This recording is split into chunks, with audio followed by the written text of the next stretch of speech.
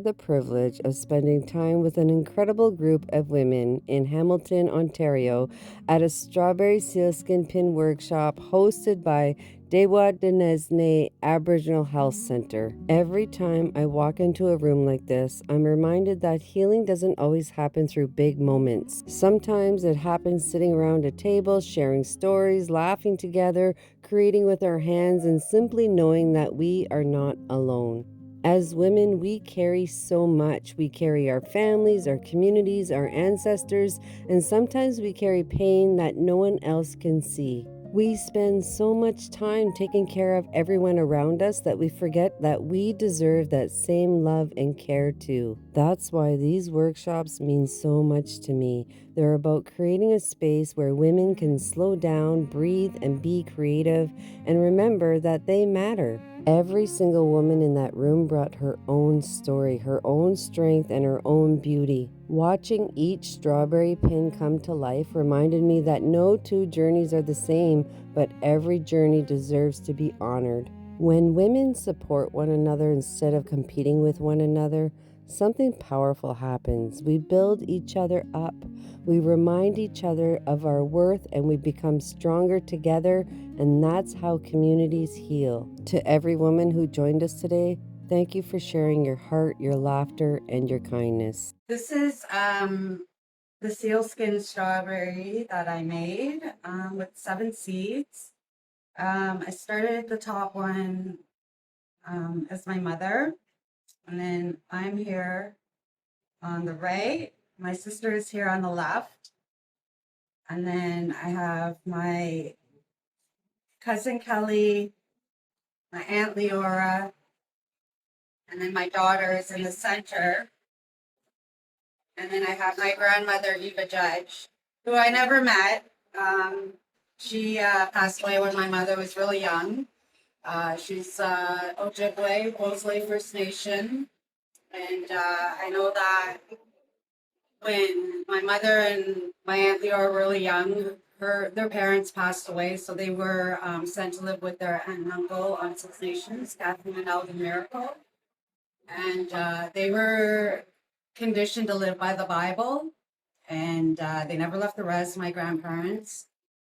And so we were like very disconnected from our culture, and so I'm just very happy to be able to engage in this project. I definitely looked up to my mom. She was my rock, and it was once she passed away 3 years ago, which will be in a couple of days.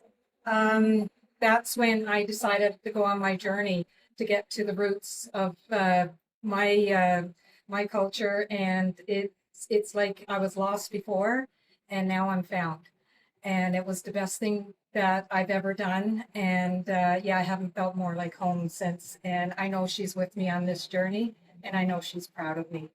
So I'm Mohawk Bearkai from Six Nations. Haudenosaunee is how we be recognized in the community. We have our own structure, and we follow matrilineal side, and we have like our clan mothers, and they oversee the chiefs, they pick the chiefs. And growing up as a child, I thought when I heard the word matriarch, I associated it with clan mother, and I put a title to it, and I thought to myself, like, that was reserved for important individuals that were picked by the community.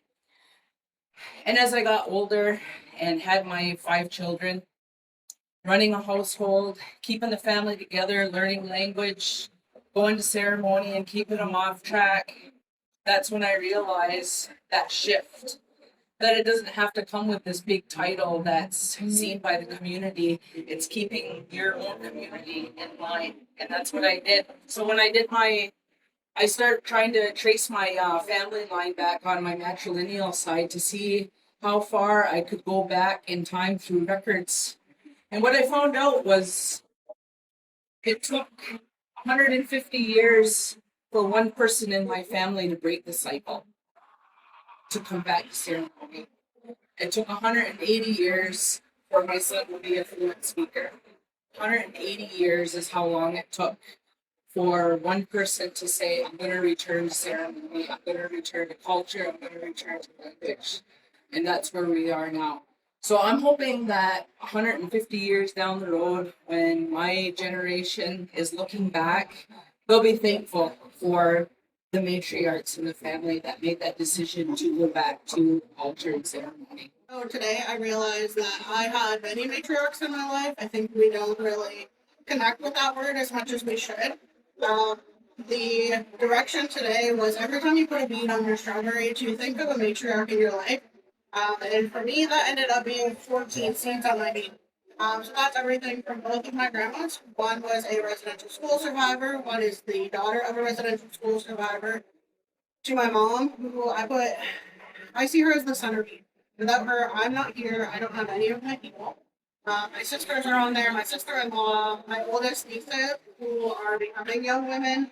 My aunties, who have been through a lot. We've all, gone through hardships, and we've all come through stronger together. And then the beads that are closest together is me and my daughter, because I now am her mother, and I will carry on that matriarch for her.